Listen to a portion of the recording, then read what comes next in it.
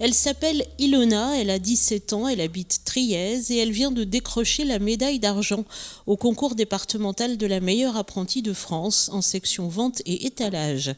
La jeune fille travaille depuis 2 ans en alternance au magasin Le Rat d'égout en centre-ville de Luçon et tout en menant son bac pro commerce à l'IFACOM, elle a donc eu envie de se présenter à ce concours. Le lycée proposait à plusieurs élèves de faire ce concours.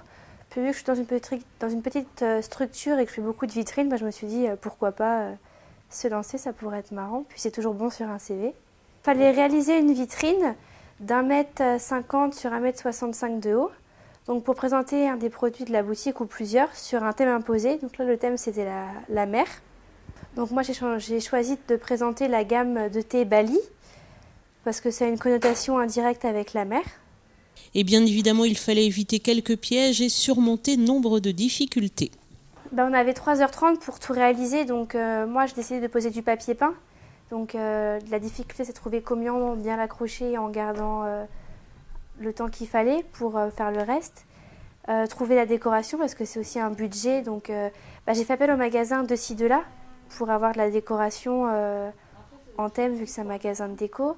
Le Trimar à Trièze pour avoir une rame, donc plein de petites aides par des magasins pour le concours.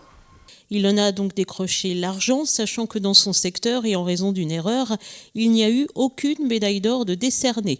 Petite déception donc, mais qu'importe, la jeune fille va représenter la Vendée avec 2 autres concurrentes au championnat régional.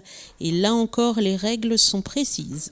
La même vitrine mais en mieux, donc mettre des matériaux plus chics à l'intérieur, comme du parquet ou autre, à la place du papier peint, on verra bien. Tout est prêt sauf le parquet n'est pas encore découpé, mais sinon le dossier, tout est prêt, plus qu'à voir au jour J. On croise les doigts pour elle, rendez-vous le 27 avril à Rezé et on lui souhaite cette fois de décrocher l'or pour défendre sa chance au concours national.